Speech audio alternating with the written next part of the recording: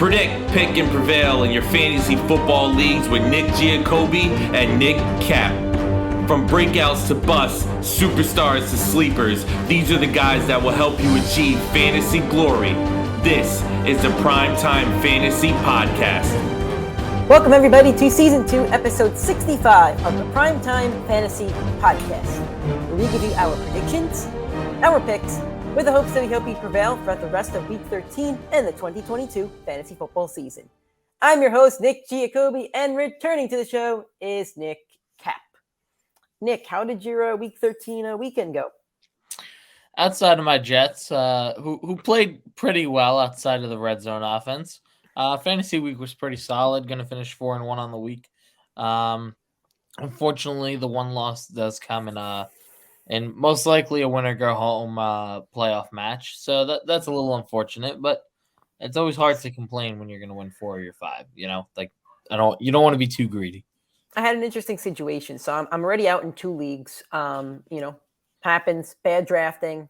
It just didn't go my way in those 2 leagues. But the 3 leagues that I am in, I already had my playoff spot secured, and my fantasy matchups didn't matter. One league I was 12-0 in. I'm going to be 13-0 after this week, but again, I'm 12-0. There's no bye for the 1 seed, but I technically already had the 1 seed locked up and the points up by over 200. So that league, like, I could have lost, and it wouldn't have mattered. I just would have lost my undefeated streak. That's really it. In my dynasty league, I'm actually tied for first place in my division with one other person, and I have the tiebreaker over him as of now.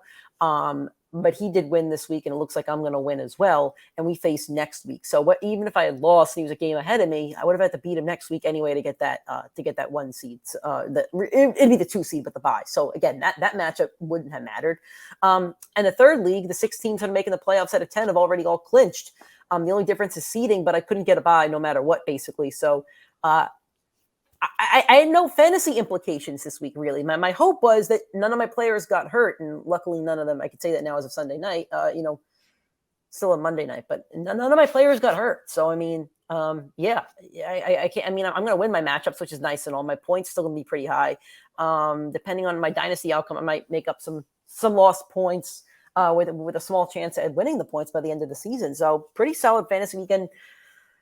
Seahawks won. Not happy with the score, but they did win, so I will take it.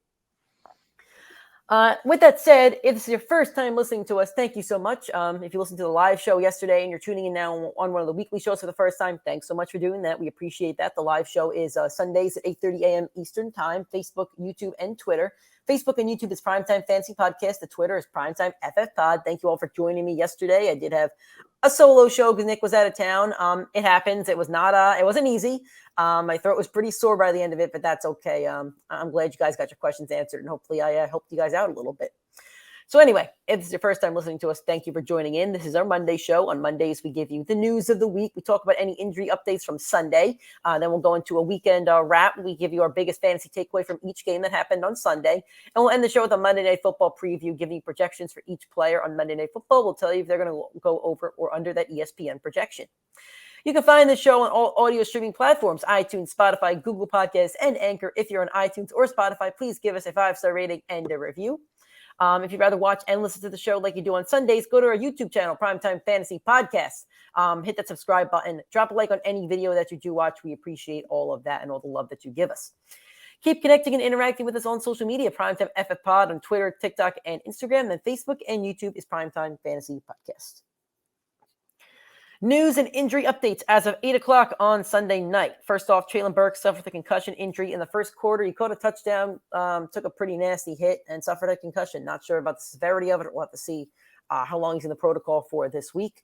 But I'll be honest, man, Treylon Burks is a beast. Ever since returning from his initial injury, he now has 3 straight weeks with over 9 fantasy points. And I know that's not a lot, but, he had 18, 17, and then he had 9 today. He had 1 target, 1 reception for 25 yards, and it was a touchdown in the first quarter. I don't want to fault him for today because he only played about half a quarter, maybe 2 drives. That's just, not a lot for your number one receiver to get working.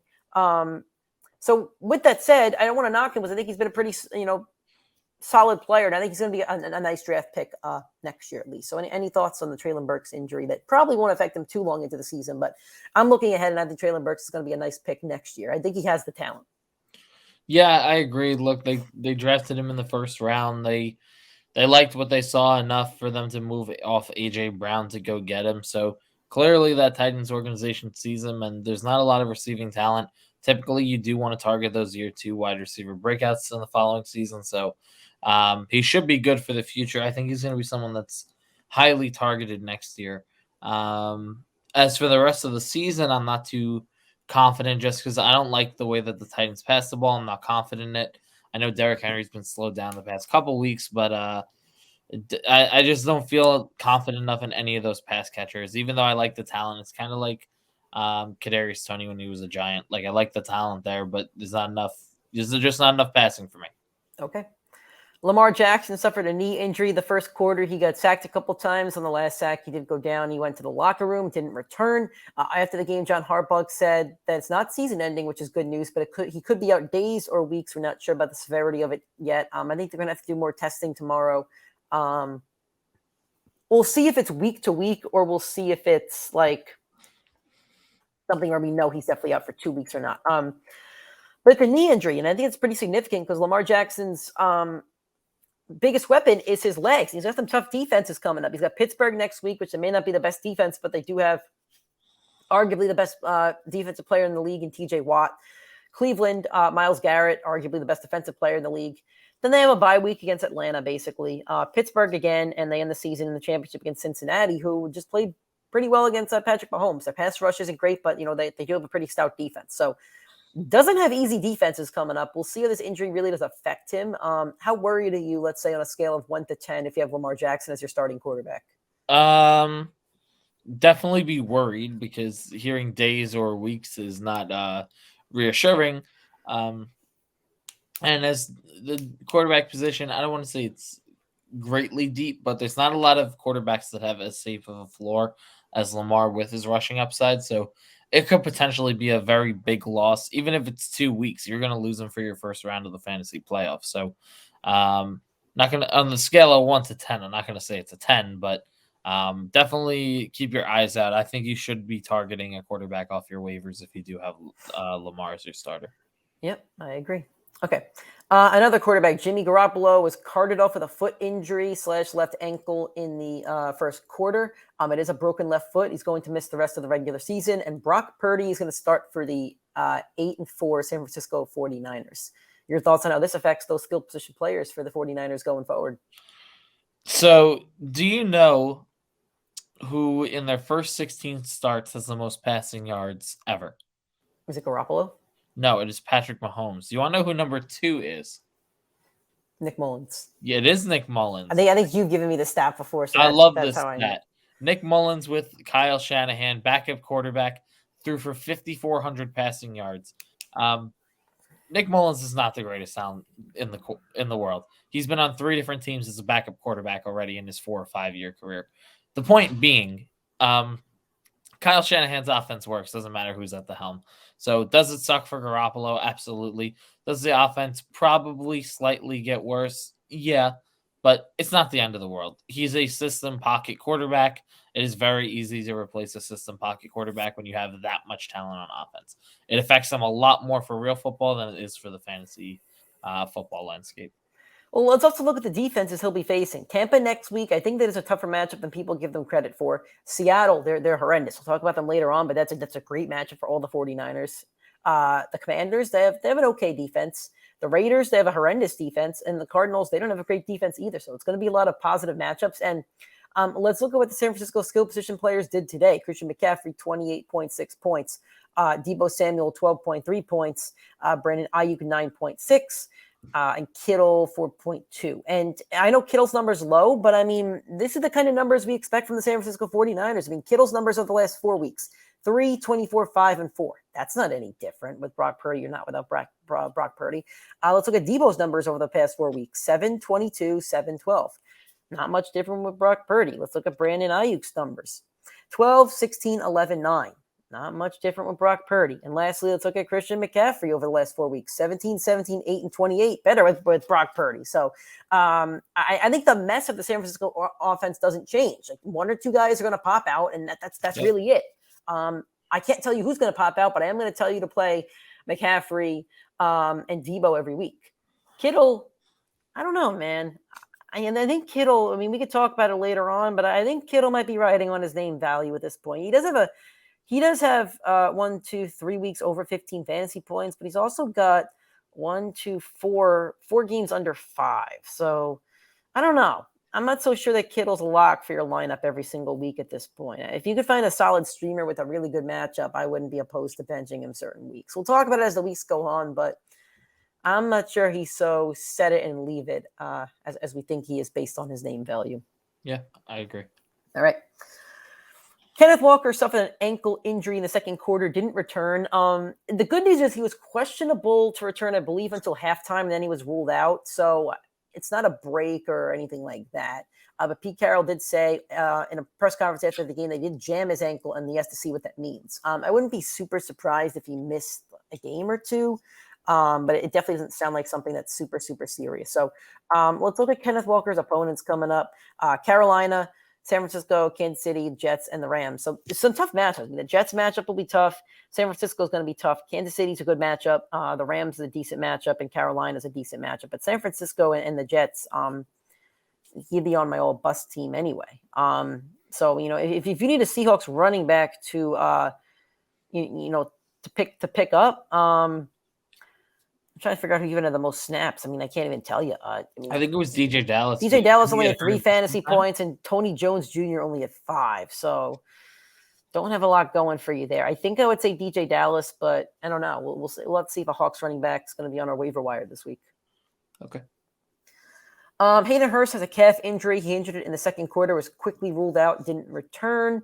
Have to see where that goes, but a solid streaming tight end you could plug and play. Jalen Waddle suffered a leg injury in the second quarter. He went off the field, went to the X-ray room. He did return. Had a very bad game. I think this is the worst game of his season. I think he only had 2.7 fantasy points, something like that. I think he returned though, and he, bad game, bad matchup. So nothing more to say about that. On the last play of the game, Tua Tagovailoa took a sack and fumbled, and he suffered an ankle injury. He was given the injury designation after the sack, and he was labeled as questionable to return. But again, they didn't get the ball back, so we can't tell if he would have returned. Got to see what comes out of that. I don't think it's serious, but it is something to monitor over the next few days. Lastly, Matt Stafford has a neck injury. It's a spinal cord contusion, likely done for the season. I think we could all drop Cooper Kupp now, right? I don't think we have to roster him at this point. I don't want to be the guy that drops him and then he returns in 2 weeks, but I think I would drop him. You wouldn't drop him? Just off hypothetically, they bring him back because I know it's covering him in a league without an IR spot. It's a 10-man league, and I want to pick. I'm tough with tight end there, so I'll read off my bench that I'm dealing with at the moment. My tight end right now is Evan Ingram, by the way. So this is a league where I lost Cooper Kupp. If you have the right tight end available. What? He's droppable if you have the right. I know you're right, but I'm saying this is my bench: Antonio Gibson, Kadarius Toney, Kyler Murray, Donovan Peoples-Jones, Cooper Kupp, Paris Campbell, Isaiah Pacheco, and Zonovan Knight. Like, there's nobody I really want to drop there. I'm only carrying one defense, one kicker. There were 2 that I wouldn't mind cutting now. Gibson. No, not Gibson. Tony, and you said one of the other receivers. Paris Campbell, Pacheco. Yeah. Campbell. I mean, maybe. Well, he had a bad game last week. I have to see how he plays tonight against the Cowboys. But I mean, yeah, I guess. All right. So yeah, that's all. That's all we got. That's the news we got, and we'll run it back tomorrow and see what we got. On Tuesday's show. Moving on to week 13. This is our weekend wrap, our biggest fantasy takeaway from each game. So, Nick, I know you're watching your Jets, so you didn't catch all this, but what's your biggest takeaway from the Pittsburgh Steelers at the Atlanta Falcons? I feel like I've said the same thing all year about both these teams. I have not learned anything. It's the same inconsistent play for both of them. We know Deontay Johnson is going to get his somewhat guaranteed workload, but it's not efficient enough, not going to find the red zone. We know the Atlanta Falcons are going to be inconsistent. The only bright spot, I guess, would be Drake London played, I think, his best game since week 2. And he had a massive target share this week. I think he had 12 targets in the game. So I mean, but I still wouldn't trust putting him out of my lineups yet. It was just a very favorable matchup. So I really didn't feel, and I didn't get to watch the game in its entirety. After looking at the stats, I'm like, wow, went exactly what I would have expected. No, you're not wrong. And then I believe Cordell Patterson and Algier, again, 11 carries to 10 carries, no receptions for each of them. Like, these are the teams that we thought they were, and they're both really bad for fantasy football. I just don't think there's a Falcon you could comfortably start every week. You may have to start a Falcon, but comfortably, no. And as for the Steelers, I don't think there's really anybody that you comfortably start either. You may have to start Najee Harris. Pat Fryermuth is a solid tight end at a position that's, doesn't have a lot of depth to it, but I wouldn't trust George Pickens. I wouldn't trust Deontay Johnson. Like, they're bad teams for fantasy, and that's the end of it. If we had to power rank the 5 worst teams for fantasy right now, I think they'd both be in there. Yeah, I agree. I think it'd be those two, Baltimore, Denver, maybe like Tennessee or something like that. Yeah, pretty much. All right. Packers at the Chicago Bears. I want to pat us on the back for the All Boom team. We had David Montgomery on there, and we also had Aaron Jones. I know David Montgomery had a good game. I don't think Aaron Jones did, but David Montgomery had 16 fantasy points. Aaron Jones did battle an injury throughout the game, so he only had 10 fantasy points. He did not boom the way that we thought he would, but A.J. Dillon had 18. So there you go. What's your biggest I would count that as a W. You can't count the injury against it. Well, we can negate that one, and then Montgomery counts. All right. What is your big takeaway from this one? I just want to read off some of Justin Fields' stats the last few games, because they're kind of ridiculous. Just in the rushing game alone, since week 3, he hasn't had under 47 rushing yards. Since week 6, he's only had 1 game under 70 rushing yards. Since week 7, he has a minimum of 1 rushing touchdown in each game. So as a pure runner, as a running back, he's a very good fantasy football play. And then it's like you get to add in 150 passing yards, and he broke his streak of passing touchdowns where he had 7 straight games of a passing touchdown. And he still finishes with a great fantasy day without a passing touchdown. So I know he made up a bulk of these points in one play, but there's absolutely no reason not to trust him, except when you look at a Philadelphia and a Buffalo matchup right off of a next week bye. So he is going to be a league winner or a league loser because you are not going to be able to bench him for those matchups, and you have no clue what you're going to get off the bye. By the way, Christian Watson now 7 touchdowns in 4 games, 21 points in his last 4 games, just ridiculous. So there you go. That might be a league winner right there. Jacksonville Jaguars versus the Detroit Lions. We were kind of wrong about Trevor Lawrence, but I mean the Lions exploded on them. So there you go. What is your biggest takeaway from this one? Trevor missed some time though with that knee injury.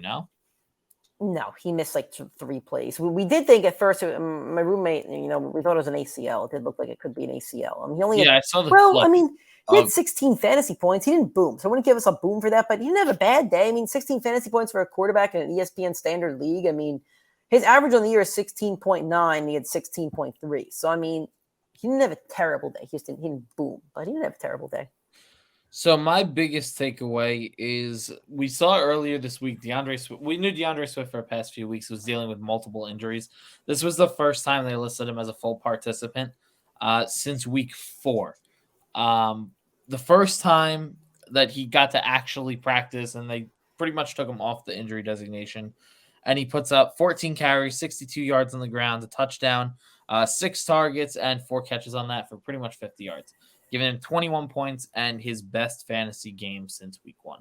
So now that he's finally healthy, if he can maintain his health and be healthy the rest of the year, he's going to get Minnesota, who is not good to the running back position, the Jets, who are pretty good to the running back position, but Dalvin Cook looked really good, and Madison scored a touchdown. And then Carolina, Chicago, who are terrible to running back. So I think DeAndre Swift is going to give you a bounce back for your playoff run. A few notes I have here. Jamal Williams is the absolute ultimate goal line weapon. He has 8 touchdowns just from the 1-yard line. That's more than like most players in the league, which is ridiculous. So I I know he's making up most of his points just off touchdowns. But with that said, if you need to start a running back, like he's a solid start every week because of the touchdown upside. I want to speak about his other player, Amon-Ra St. Brown. Somebody put out a good tweet earlier. I wish I had it in front of me, so credit to them. If you see it on Twitter, credit to them. He said Amon-Ra St. Brown would lead the league in touchdowns if the field was 99 yards because he constantly gets stopped at the 1 yard line, which is true. He still had 2 touchdowns today. And my takeaway is that Amon-Ra St. Brown is basically Cooper Kupp.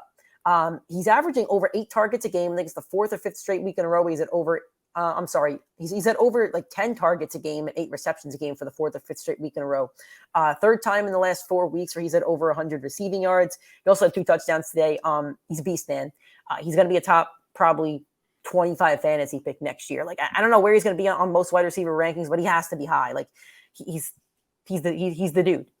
That's it. That's all I got. He's awesome. He's an awesome player to have on your team. And on my undefeated team, I got him in around like 8, and they got him and Godwin like back to back, and that's probably why I'm undefeated. So there you go. All right, Knicks New York Football Jets against the Minnesota Vikings. What is your biggest takeaway?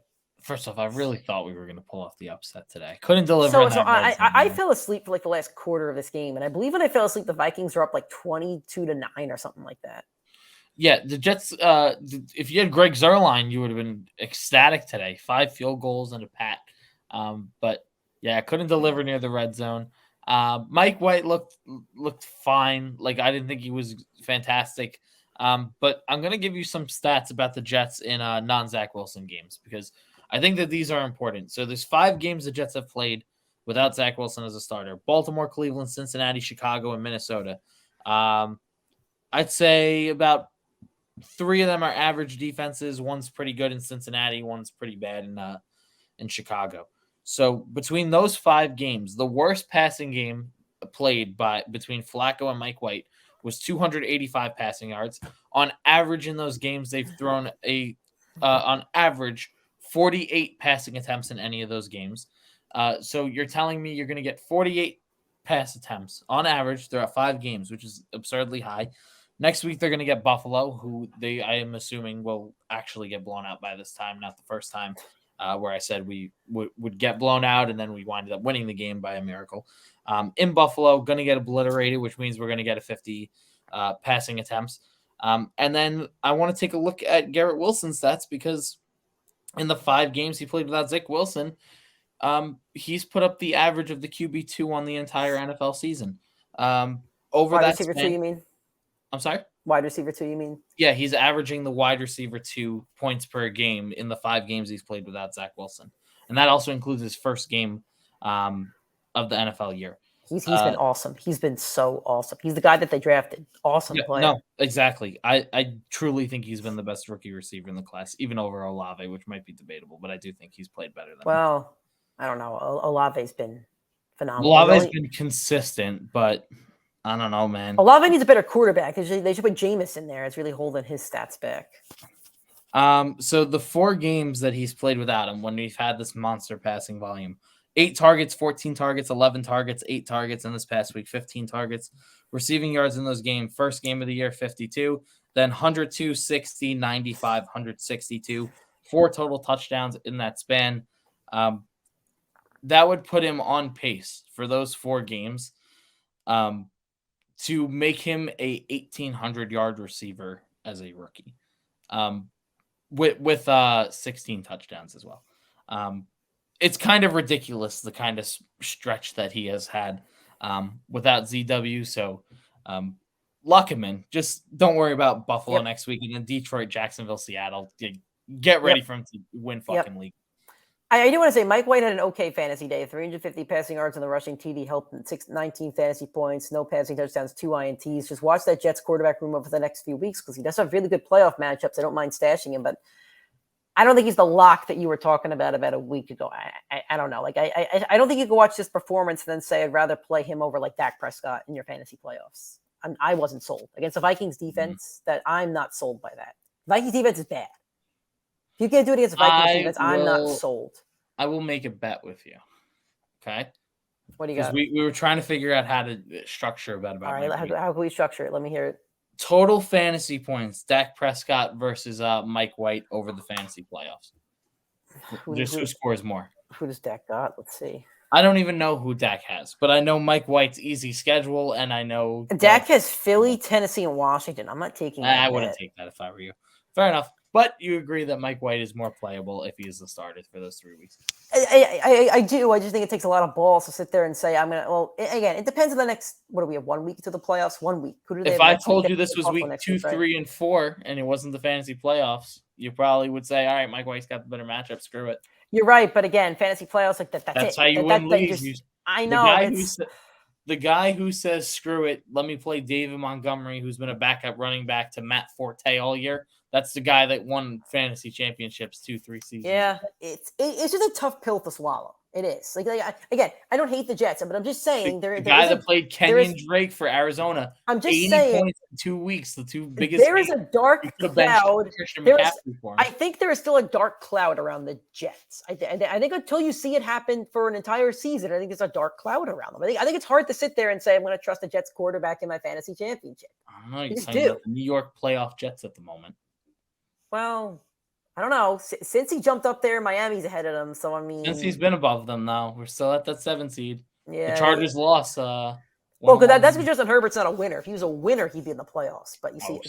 Yeah, you're lucky. You're lucky that you have to compete with Justin Herbert. He's not a winner. Listen, he came right out of halftime, throws another design check down to Austin Eckler. He lost. And Devontae Adams to catch a 40-yard touchdown. That's how he got to come out of the half. That doesn't set the momentum straight. He lost to Josh McDaniels. He's a loser. And then he threw it 4th and 12, 35-yard Keenan Allen bomb touchdown. I don't want to hear it. He didn't win the football game. DeAndre Carter drops the fourth down convert. I don't want to hear it. He lost. He lost the football game. The Raiders are hot, man. I think they won 4 out of 5. They are. Yeah, I was trying to forecast if they could make the playoffs, and then I looked at their schedule. I'm like, they have Kansas City. They had the Chargers. I think they have San Francisco. They have a rough few games. If they had won like 2 or 3 other games at the beginning of the season, they'd be in good shape. But they can get hot. They're talented, but it's going to be tough. They need the Jets to lose that down end stretch. They do, but the Jets have really easy matchups. So yeah, exactly. You know what I love about the show? Sometimes we do have like almost like a first take essence where we each like certain players and we each don't like certain players. And when a topic comes up, we're both going to jar at it a little bit. But we still have a couple of games to talk about. We got some stuff to talk about, so it is fun when we do that. All right. Commanders versus the New York Giants. This game stunk. This game just stunk. I don't want either of these teams in the playoffs, and it's a crime that one of them, at least one of them, is going to get in. This is abysmal. It's abysmal.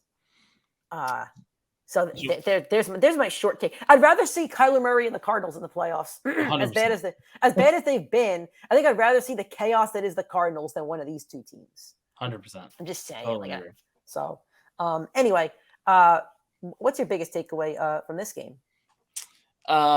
It's the final note. I see some stats that you have written here. It's again, I learned freaking nothing. I don't trust the Giants pass catcher. There's 2 guys I never even heard of that had fine fantasy days outside of Darius Slayton. And Saquon played well in the first half, didn't play as well in the second half. Daniel Jones played fine. And then Washington, just inconsistency with running back. Terry McLaurin looked freaking awesome again. And Jahan Dotson gets a big touchdown, which makes him a fine fantasy. So here's a takeaway I have from it. 1, 2, 3, 4, 5, 6. In his last 6 games, Darius Slayton has over 11 fantasy points in 5 of them. So I think he has a case to be in your starting lineups over the next few weeks. Philly next week is tough. Don't start him next week. Then he's Washington, who just put up 15 on Minnesota. Trash defense against the pass. Indy and Philly. So he does have tougher matchups, but I don't think he's a bad flex if you need a flex player. Last note, we need a list of players that we either need a different form of boom and bust team, and we need a team of players that each week we're going to say if they boom or bust because they're on the teams every week and sometimes they're wrong. Terry McLaurin, he was on the boom team and the bust team and he boomed. So Terry McLaurin and CeeDee Lamb can lead the PrimeTime Fantasy Podcast all boom / all bust team for 2022. Yes.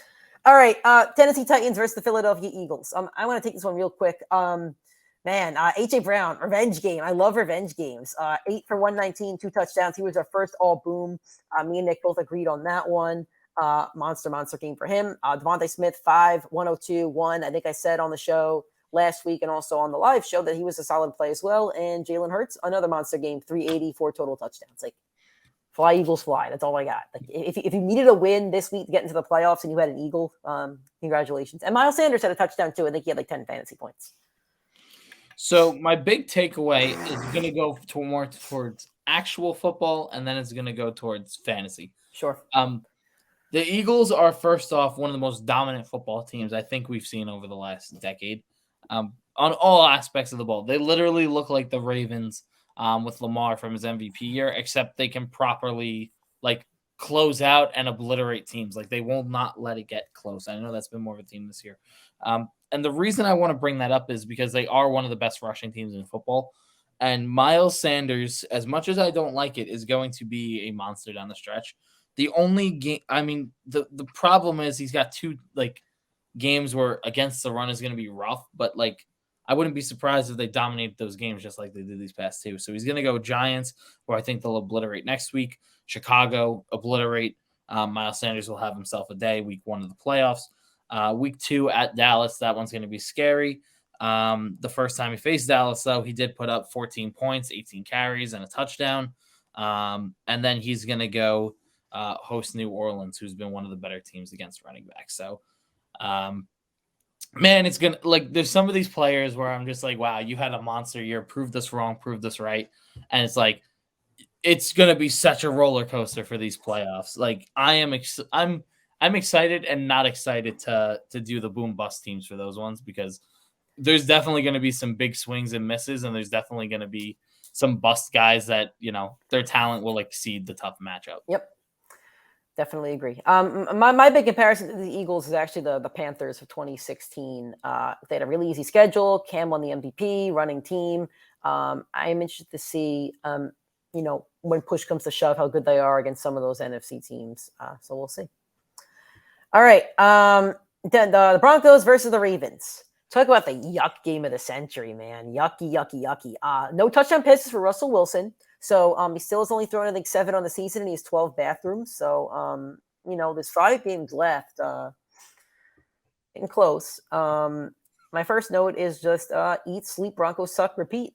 What's your biggest takeaway? I wish I could say I learned something from this game. This is the third game where it's Ravens, so much inconsistency. I know no Lamar this week, but Ravens, so much inconsistency all over the field. Mark Andrews was one of his worst games over the last 2 seasons. And then we already know about Denver.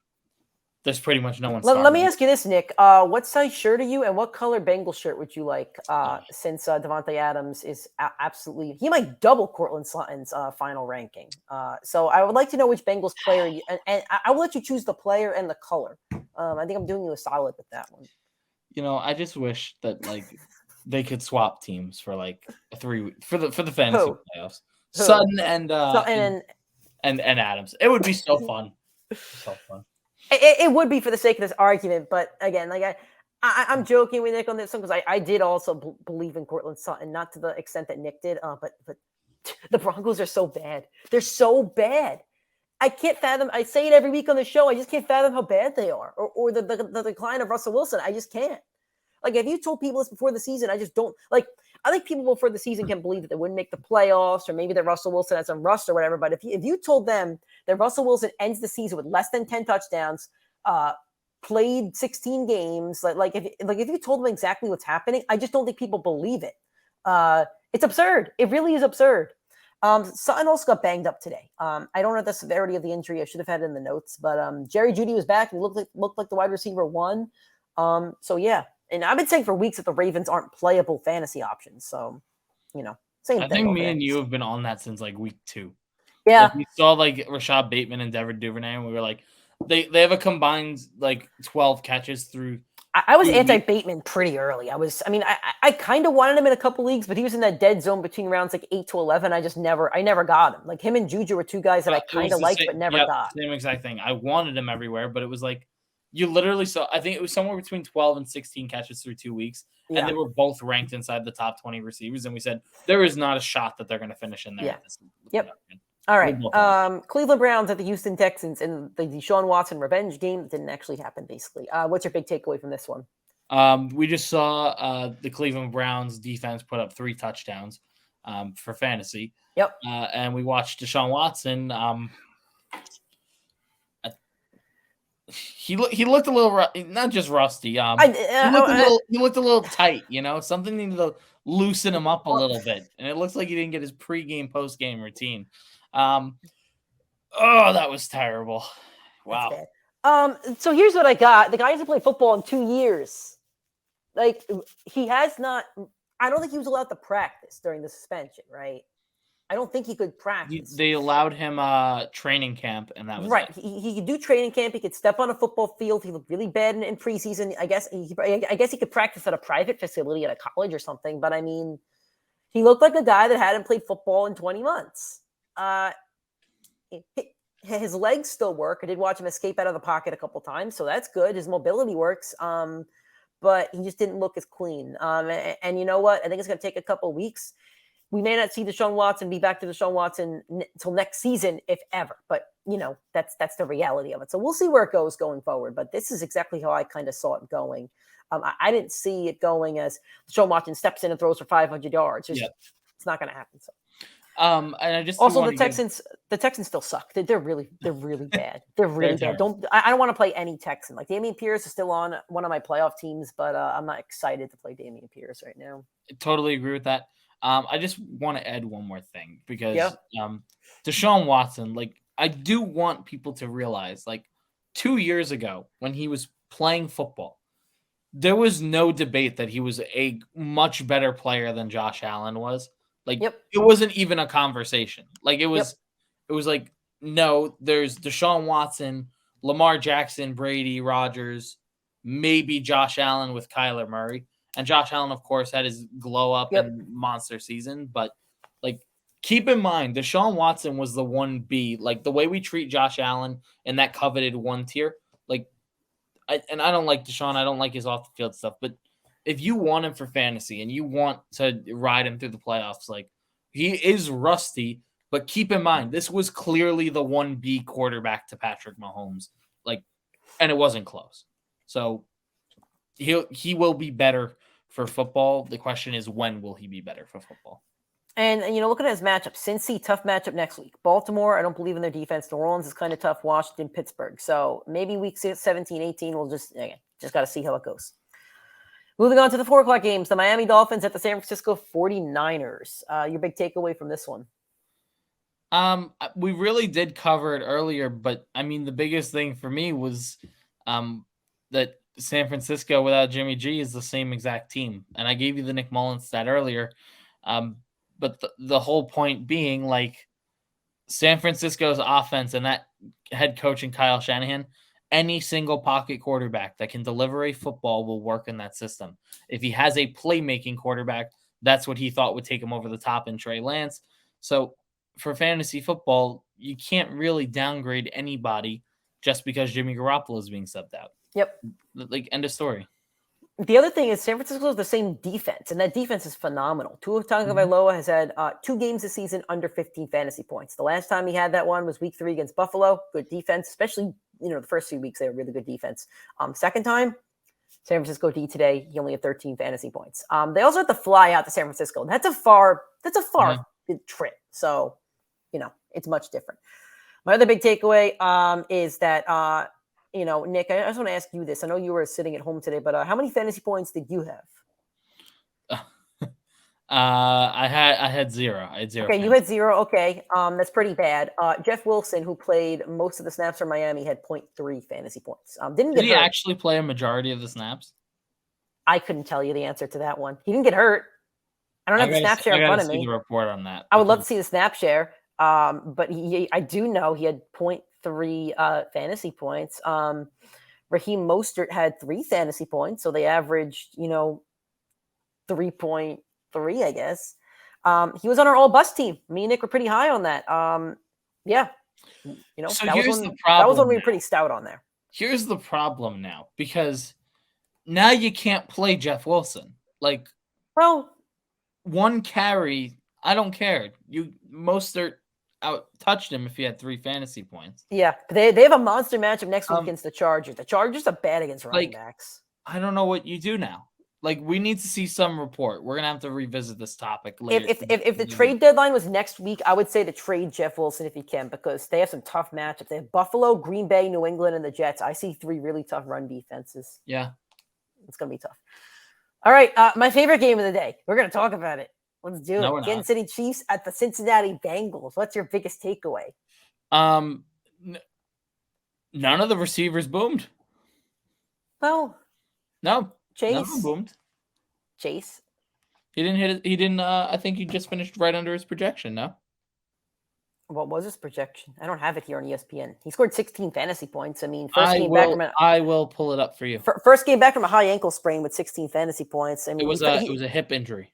Hip injury. He fell just short of 100 yards. I mean, 7 receptions for 97 yards. He was 1.8 short of his projection. So he was outscored by Samaje Perine, and he did not hit his projection. Okay. T. Higgins did not hit his projection. Tyler Boyd beat his projection by 1 point. Tyler Boyd would have crushed his projection if he didn't drop that touchdown. Outside of quarterback and running back, they were fine. Can I just ask you, which team had the Super Bowl hangover? It wasn't the Bengals. I'm just saying the Bengals did not have a Super Bowl hangover in this one. I don't think the Chiefs have an AFC Championship hangover. I don't think so. The Chiefs are 0-3 against the Bengals in the past 2 years. Listen, man, everybody's got a kryptonite. Bengals are huge. I love jarring and Nick, but I'm just saying from a football standpoint, if you're an AFC team right now, you don't want to see the Bengals in the playoffs. No. They are hot. They're hot at the right time. The Buffalo game is going to be really interesting for them, but if you're an AFC team, you do not want the Bengals winning this division, and you do not want them in the playoffs right now. I will say this because I am the voice of reason on the show, and I'm the most reasonable person in the world when it comes to the Cincinnati Bengals. They're peaking too early. Yeah, to an extent, but I mean, listen. Well, did the Jets peak too early? The Jets 100% peak too early. You can't take away the Kansas City. Oh, by the way, CeeDee Lamb scored a touchdown and 20 yards. Just ruined our all bust team. Oh, there you go. Yep. But anyway. Also, do you see their helmet? No, I did not. They have an American flag on the top of their helmet or something. I don't know why. Like they have a red and blue stripe on their helmet. I am excited to see this. But here's the stretch that they're gonna, or the 5-game stretch that they're gonna have.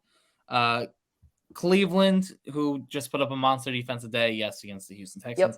Yep. At Tampa, at New England, hosting Buffalo, and Baltimore, who they might see in the first round of the playoffs. So, if they do get a little bit slowed down over the next few weeks, just keep that in mind. It's very possible. I'm not saying they're going to be hungover. They beat the hangover, right? Like, it wasn't a hangover. It was appendicitis for Joe Burrow. That's it. He had appendix surgery. I think the Buffalo game and the Tampa game are very losable games. I think they have to beat Cleveland. They have to beat Baltimore for sure. And New England, to me, is not a great football team. They should beat New England. I do think they're peaking a little too early because, I got to be honest. They are firing on all cylinders. They're holding Kansas City to 24. That is not an easy task. And I know it's held to 24. No, that's low points for Kansas City. They're in a very good stride, and they have been, I want to say, for the last 6-7 weeks. But you typically want to hit your stride the 4 weeks before the playoffs. So I'm just saying. Let me ask you this: what would you consider a stride or a boomer, et cetera? Because let's look at the last 2 games, right? They lost to Cleveland in a really bad game, week 8. They beat Carolina. I think it wasn't a close one. I'm sorry. Had their bye. Close one against Pitt, close one against Tennessee, close one against Kansas City. I don't know if they're hitting their peak or if they're just winning football games like a good team should. Because, I mean, I don't know. I totally see your point, but I mean, they're a very talented football team. I feel like they should be winning these games. They're not blowing these teams out. But what would you say about the Eagles? The Eagles have been winning football games the entire year. They're either going to go to the Super Bowl and lose, or they're going to get eliminated by Tom Brady in the playoffs. That's my take on the Eagles. Has been all year. Yeah. Or maybe San Francisco knocks them. Anyway, So since October 16th, 30 points, 35, 32, 42, 37, 20 against the Titans, who have had a good defense, and 27 against the Chiefs. So my point being, it's hard to say, look, Kansas, not Buffalo, Cincinnati's been very good. They're scoring 30 points and very consistently against good defenses. But the whole point being like their offense is exceeding, and over the next month or so, they're going to get tested with good defenses. They're going to get figured out. Coaches like Harbaugh in the playoffs are going to be able to watch film on what Bill Belichick, what Tampa Bay, like what those defenses are doing to limit Joe Burrow, and they're going to implement it. So I think it's a fair point, but I also think there's a fair point to be made that every AFC team, I think you can make a case that every AFC team has boomed already. No, that's fair. So, I guess it's whoever gets hot over the last 4 or 5 weeks, but I'm not going to fault a good football team for winning football games. Hey, I'm not faulting them. I'm just saying it's very possible. I think it's possible. And they might simmer down the last. Right. I think that's fair. But I could see the Chiefs ripping off 4 in a row. And then, did they get hot? Yes. But I mean, they lost to a really good Cincy team that they could have won if a couple plays went well. So, I mean, I don't know. I just think good football teams win games. Whereas to me, I think last year the Bengals got hot at the right time. Whereas this year, I think they're just a good football team that are finally starting that, they probably did have a little bit of a hangover. And I think part of the hangover was a new offensive line, which is playing much better now. A new offensive line had never played snaps together, and it took them 3 or 4 weeks to get snaps together. And I wonder how decisions like that are going to affect next year's preseason, right? Because if the Bengals beat the Steelers or the Cowboys in those first 2 weeks, they're probably sitting in a better position than they are right now. They might host the AFC Championship game. They might have the bye. But because they didn't play them in preseason, which because of fear of injuries or whatever, they didn't get the gel. So it's a give and take with the preseason as who you want to play and who you don't, how many snaps you want to give them and how you don't. I just wonder how that's going to affect decisions of coaches around the league over the next few years. So we're a little off topic of fantasy football, but anyway, we had fun with it. Some other notes I have here. This isn't going to matter because the Bengals won't play the Chiefs again. Kelsey's been locked down in 3 straight games against Cincinnati. That's Kelsey's kryptonite. I don't know why, but that is Kelsey's kryptonite. Pacheco had 16 fantasy points. McKinnon had 14. Watch out for a running back by committee, but I'd still rather play Pacheco. And lastly, Samaje Perine looks good, man. I think he's going to have a role in this offense. Could cause some problems for Joe Mixon, but he looked good. And I think from an offensive line standpoint, a scheme standpoint, the Bengals have figured out how to run the football pretty effectively. So that's one thing to note. Okay, Shithawks at the Rams. There is no reason why this game should have ended in the fourth quarter with 30 seconds left, but it did. They looked awful. Bobby Wagner had an awesome revenge game. He was granted a pick, which made no fucking sense, especially after last week when they took away the fumble from the Seahawks. It would have effectively ended the game. Whatever. NFL ref make no sense. What's your biggest takeaway from this one? We talked a lot about fantasy teams that are terrible for fantasy. You just saw the team that's the worst in football for fantasy in the Rams. First, in my opinion, the team that's probably the best for fantasy football in the Seahawks. And the reason I say that is, week in and week out, Tyler Lockett and DK at this point are trusted. And week in and week out, they are delivering games. And you know exactly every week which Seahawks to play and which Seahawks not to play. Kenneth Walker got injured. Happens. Injuries happen a lot more often to Seattle running backs than it feels like any position group in football. Ridiculous, right? It's like at the frequency of 49ers quarterbacks for the last 4 years. It's even like ever since Marshawn Lynch, it's Thomas Rawls. He had a pretty, he had the record for most rushing yards in a playoff game by a Seahawks running back, and then the next season he tears his ACL, and I don't think he ever played football again or something like that. Then they get Chris Carson, injury after injury after injury. They have Alex Collins, who had some injuries. Rashad Penny, who we know his injury history. Like, it's weird. It's very weird. And Marshawn Lynch was never really hurt. He did not miss football games. Yeah. I mean, it's the revolving door of running backs for the Seattle Seahawks due to injury. But again, typically Seattle is going to run the ball well. They did not against Bobby Wagner. Bobby Wagner played very well against the running game. But Bobby Wagner can't play cornerback. He can't stop Tyler Lockett and DK for combining. Jalen Ramsey can't play cornerback either. Yeah, no, I've been saying since week 1 that he's washed. Glad to see that people are finally catching on with that one. But it's been the Geno show with those 2 receivers, and you're locking them in every week. And the running backs, I know, again, injury, it's a bad week, but overall, the 4 guys you're playing. I think only 5 players for the Seahawks caught passes in this game. It's unlike the Jets or the Chargers where you'll see 10 guys catch a ball. It's perfect fantasy football situation. They're going to be trusted everywhere next year. I don't know if it's a mistake or not yet. Can't wait to see that one. But man, it is good to have a Seahawk on that team. Those Seahawks. Yep, I agree with that. I also want to state the Seahawks defense is really bad. I can't wait to boom DJ Moore next week. I'm going to boom every player against the Seahawks for the rest of the season. They're really, really bad. Los Angeles Chargers versus the Las Vegas Raiders. What's your big fantasy takeaway from this one? Again, I feel like this is more of a football takeaway, but the Raiders are hot. Their offense is moving the ball. It's kind of like the Seahawks where the stars are going to do well, and then you're just so uncertain about everybody else. And Chargers, same thing. It feels like everybody plays well, but you highly see that anybody really hit the moon on this lineup outside Eckler. I'm trying to figure out who just scored here for the Colts. 16. Is that Paris Campbell? Can't tell. Let me see your jersey. Oh, can't see. Oh, well. Nick, I want to say hi to one of our recurring listeners, Josh McDaniels, who ever since my rant, they're winning football games. I wish I knew which week my rant was. It was definitely before he got 20 carries. So let me look up Josh Jacobs real quick. Let's see. They won this week, won that week, won Denver. I think they lost to Indy, right? Did they lose to Indy? I think they lost to Indy against Jeff Saturday, I think. I think so. I think my rant was there after the Jacksonville game where he only got 17 touches. Maybe, because the New Orleans game, they got smushed. I think it was the Jacksonville game. He only got 17 touches. So here's my favorite Josh Jacobs stat now. Jacobs over 20 carries and another Raiders win. 4 straight games now with 19 fantasy points is over 20 carries in all those games. And in every single game that Jacobs has had over 20 carries this season, he's at over 20 fantasy points. Let me read them off to you. 28 carries, 34 points, 21 carries, 30 points, 20 carries, 36 points, 21 carries, 22 points, 24 carries, 19 points against a tough Denver defense, 33 carries against Seattle, 48 points, and 21 against the Chargers. 26 carries, 21 points.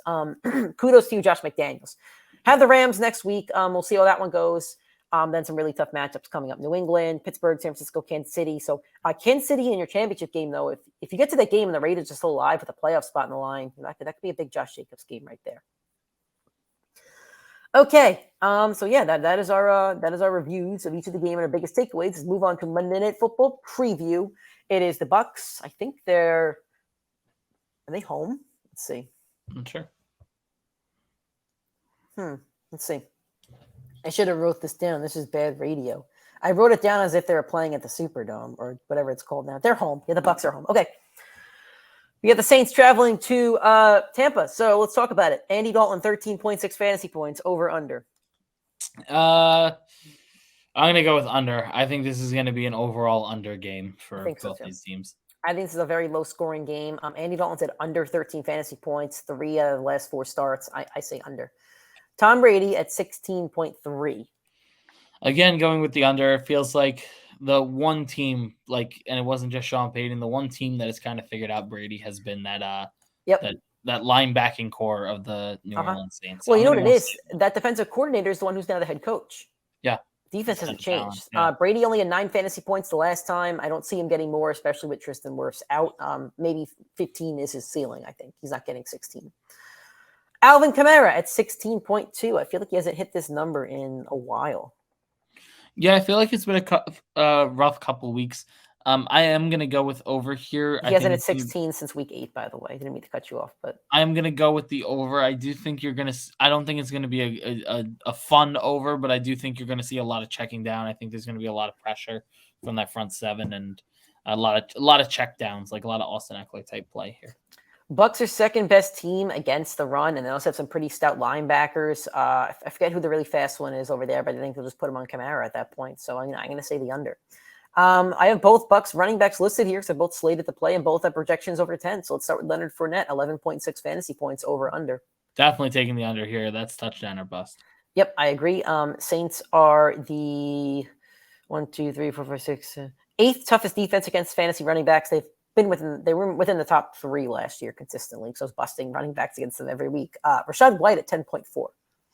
Here I will go over. I'm not saying he's going to get 100 yards, but we've seen so much workload. We've seen better. Like Leonard Fournette and that Buccaneers team have been the worst rushing team in football up until Rachaad White took over the starting role. So I think White's clearly going to take over as the RB1 the rest of the season. So for that reason alone, you're going to have to take the over on that. Yep, I'm with you on that. Wide receivers, Chris Olave at 13.5. I'm going to go with the under here. He's been very, very consistent, but he hasn't had as high of a ceiling. He could get this number without the touchdown, but I do think it would be more touchdown to hit this number. He hasn't had over 13, many times this season, but I'll say the under. They have to throw the ball to somebody. Let's go with Jarvis Landry at 9. I'm going to go with under. I just feel like I wouldn't trust him in my lineup, and for me to trust you in my lineup, I would expect you to score 10 points. So purely off the logic of I wouldn't trust him. Yep. Yeah. I'm with you. How about Mike Evans at 13.4? Depends if Lattimore plays. I feel like he's missed a lot of weeks. Yeah. I do have a clip of me saying Mike Evans is borderline benchable this week. I think I said that week 2 when they first faced off. I'm not going under because I can't bet the under with Mike Evans, but I ain't going much over. I'm trying to see if I get a Lattimore injury update. It doesn't look like he's playing. Let's see. No Lattimore, smash the over. Let's see. Questionable is Marshawn Lattimore. I feel like he's going to suit up just to go against Mike Evans. I'm with you on that. If there's no Lattimore, it's the under. If it is Lattimore, hit the over. Chris Godwin, 14.6. Over. My big takeaway last week was he's finally hit his stride, and I think he's going to carry that over. He's Brady's Edelman. He's much more talented, though. So there you go. Taysom Hill, 8.3. An interesting player at tight end. Touchdown or bust? He always gives the high projection to Taysom Hill. I am going to have to go with under, but there's so much. He's one of the most fun gambles in fantasy football. All right. Now my favorite one. K-Dot at 4 and Cameron Braid at 5.9. I'm going to say they both combine for under 10. They both combine for under 10 because no tight end is scoring over 10 against the Saints this season. I hope it happens. I hope I can keep using that stat until that last week. And if it gets broken like the Undertaker streak, I'll be very upset. Real quick, I want to see who the Saints are facing the next few weeks. Let's see what tight ends they got. Whatever crappy tight end the Falcons put out, maybe David Njoku, maybe Dallas Goedert if he plays. And that's it. That could be fun. This is going to be fun. This is going to be a good time. All right. That was our Monday show to end week 13. If you enjoyed this episode and you're listening on an audio streaming platform, please give us a 5-star rating and a review if you're on iTunes or Spotify. If you're listening on YouTube or watching on YouTube, please give us a like on this video, hit the subscribe button, share the YouTube link with your league, share it with your friends. Help us grow the Primetime Fantasy Podcast. We'd appreciate that. Keep connecting with us on social media, PrimetimeFFPod, Twitter, TikTok, and Instagram, then Facebook and YouTube, Primetime Fantasy Podcast. Thank you guys for listening.